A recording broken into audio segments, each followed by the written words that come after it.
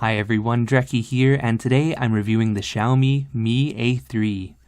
Coming in at $219 direct from China, this phone has the potential to be one of the better budget devices on the market. My goal when reviewing a phone like this is to answer the question, could I live with it as my only phone? And while the Mi A3 is a decent device overall, there are a few small quirks that made it hard to live with, and we'll get to those shortly. Whether those reasons will be a deal breaker for you or not depends on how you plan to use the phone, so I'm going to share all of the things I love and hate about this in hopes that it helps you make a more informed decision before you buy. So let's start with the positive point. The phone itself is solidly built, yet another glass sandwich, and on first glance it could easily be mistaken for a flagship device. The blue color is super flash with these cool wavy patterns that show up when light hits it at certain angles. I love this color just as much as the back of the phone loves fingerprints. Thankfully, Xiaomi has included a soft case in the box, although there is no included screen protector. Setup is more or less normal for any modern Android device. You're presented with basic options, Google will steal all your personal information, same as anything else. One of the main selling features is the fancy in-screen fingerprint reader, which you can set up at this point. However, for your sanity, I suggest skipping it and setting it up later. It was at this point in the setup I started to notice something a bit off about the screen. I could actually see the pixels. Well, it turns out that this display is only 720p. It's a decent screen, but the low resolution is very noticeable, especially if you hold the phone closer to your face. You can see a little bit of a grid pattern, and occasionally the edges of text are a little fuzzy, especially if that text is red. Funny enough, that's not exactly a deal breaker for me though. While this screen is lower resolution than almost every other phone on the market, 720p is the equivalent of something like the iPhone XR, so it's really not that bad overall. The brightness level of the screen is fine in daylight. It doesn't really seem to get super dim at night, but whatever, that's livable. Colors are vibrant and the black level is perfect. That low-res screen does have some benefits, including better battery life and better graphics performance on a mid-range processor, so I can see why Xiaomi did choose to use it, even though it lowers the value of this phone overall. The deal breaker for me though is the fingerprint reader. It is terrible. It seems to get a bit moody, where sometimes it will just not work at all. Maybe it's to do with your finger being a little bit wet or fingerprints on the screen or something like that. Just one moment it'll be working fine, and then the next moment it'll completely refuse to unlock your phone. The other thing is that it is very slow to use, so when it does fail, you can count to 5 before the fingerprint reader tells you to try again. So sometimes you'll spend 20 or 30 seconds trying to unlock your phone, where for no visible reason whatsoever it'll just refuse to work. In fact, when I first got this phone, it probably only worked 30% of the time. A software update seems to have improved that to be about 70 or 80, and I got it to 90 by cleaning the screen between every thumb press when I first entered my fingerprint. And having to do that entire process for accuracy was just ridiculous, when previous versions of this phone had a rear fingerprint scanner that was fast and accurate. It seems to me that they put an in-screen fingerprint reader to be trendy instead of doing something that actually benefits the consumer. Some other user interface things feel a bit slow as well. Android One seems to have these long animations for opening apps or opening the app drawer, and that makes things feel laggy and not super snappy. Especially if you're coming from a flagship phone, you'll notice this. If you're coming from another low-end phone though, you probably won't be able to tell the difference. There's also a few little quirks in the UI that I'm not super fond of. For example, I'm not fond of how the app drawer is now part of the app switch button, but whether you like this default basic UI is kind of up to you, as it is Android and that means you can add in your own launcher. So let's talk about the cameras. I'm going to do a full camera review sometime next week, so please subscribe and stay tuned if you'd like to see that. Here's the quick rundown though. The camera on this phone surprised me in a good way. The vast majority of photos I took with this camera I was happy with. I'd be happy to share them on social media, Instagram, Twitter, print them, do the sorts of things you'd normally do with cell phone photos. The camera setup is a main 48 megapixel image sensor that gives you 12 megapixel final images, as well as an ultra-wide 8 megapixel sensor. Such a high-resolution main camera supposedly allows for lossless 2x zoom, but in reality there's no real resolution benefit from using it over shooting at wide angle and cropping in after the fact. Any resolution benefit that you would expect from the sensor being 48 megapixels versus, say, a 12 megapixel sensor like my Samsung S9, it's kind of made moot by the fact that those 48 megapixels just don't really produce that detailed photos. Each pixel is so small and mushed together on that image sensor that between this 48 megapixels and the 12 megapixel S9, the photos look almost identical. In fact, if you showed me pics side by side from those two cameras, I'd have a hard time deciding which shot which. There are some differences though, and this is where the 48 megapixel sensor starts to show its weaknesses. Dynamic range, which is the difference between bright highlights and dark shadows, is not as good as other cameras.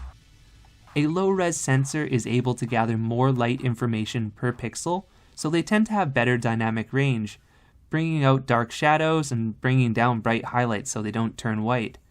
And occasionally I did find that the Mi A3 would turn bright things way too white, where my S9 would still have details.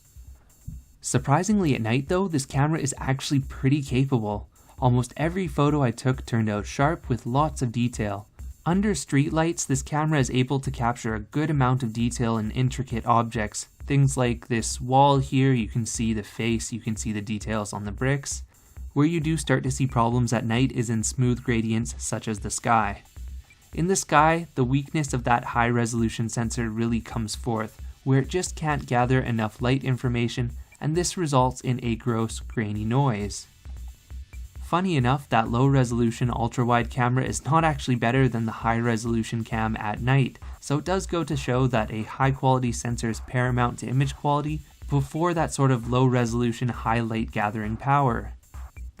Any quality issue aside with that ultra-wide camera, I'm glad it's there. I do wish that Xiaomi had put 3 separate cameras, one for telephoto, one for standard, and one for ultra-wide, but the way that they're doing it now is not bad for a budget setup, and the results do speak for themselves. Quite frankly, if I wasn't a photography guy, I wouldn't have really thought anything was wrong with these photos at all. I'm also quite impressed with the selfie camera. It pulls the brightness up in selfies to prioritize the color of skin more than the background. There's a good amount of detail, and I think the lens does a better job keeping the face shape consistent than some other phones I've used, which can stretch or distort selfies in unappealing ways. So how about video? 4K video looks overall decent. There's a lot of detail and the frame rate is smooth. 1080p 30 I think is the best format on this camera, just because it's the only format with image stabilization. And although the image stabilization is not great, it does still smooth out light bumps and jolts. Just don't expect miracles. 1080p 60 though is unusable. The focus jumps around and it stutters and it just doesn't look very good. Expect to have to lock your focus at night too, because low light video, the focus can jump in and out and it gets kind of annoying. Next up is 4K 30 frames per second. At this resolution, the Xiaomi Mi A3 does not support video stabilization. And nonetheless, even in 1080p, it's only a very rudimentary stabilization. It doesn't have like optical image stabilization, just electronic image stabilization. Battery life from this phone is where it rocks. I can consistently get a solid 2 days of use out of the phone. The 720p screen and mid-range processor really help here.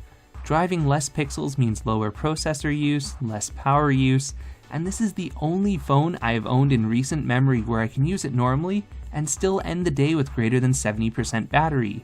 For context, that includes chatting, social media use, Reddit, browsing, Bluetooth audio streaming, Strava, and maybe an hour of YouTube watching. I've actually even made it to day 3 with this phone, which is just unbelievable compared to my S9. There's one thing strange about battery life that I noticed after using this phone for about 2 weeks. For example, I charged the phone for an hour, and it only made it to about 31% on the battery meter. But then the phone was stuck at 31% for the rest of the evening, despite heavy use. Although actual battery life wasn't affected, this is kind of an annoying firmware issue.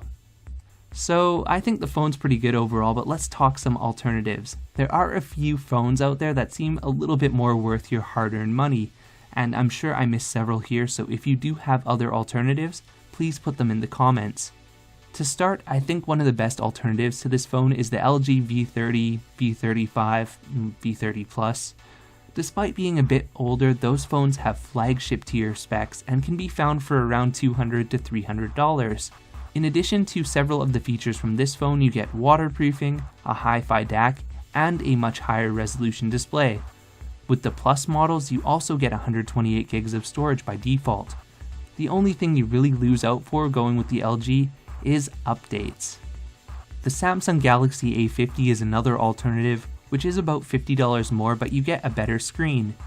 There doesn't seem to be any official American version of this phone, but I do think overall this is the phone Xiaomi is targeting directly in price, style, and specification, because they look more or less the same, they have more or less the same features, just that the A50 has a better screen, and if it's available in your market, a local warranty, so I'd recommend going for that. Motorola has the G7 Plus, which is less cameras, but it does have a better screen and is the same price. And even Xiaomi has a better phone for not a lot more if you can live with MIUI, the Mi 9 SE.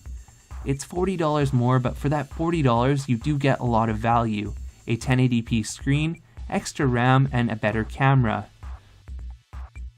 So would I buy the Mi A3?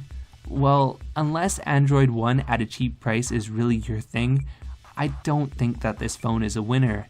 It has too many small compromises to make me feel comfortable recommending it as outright as I have other Mi phones in the past.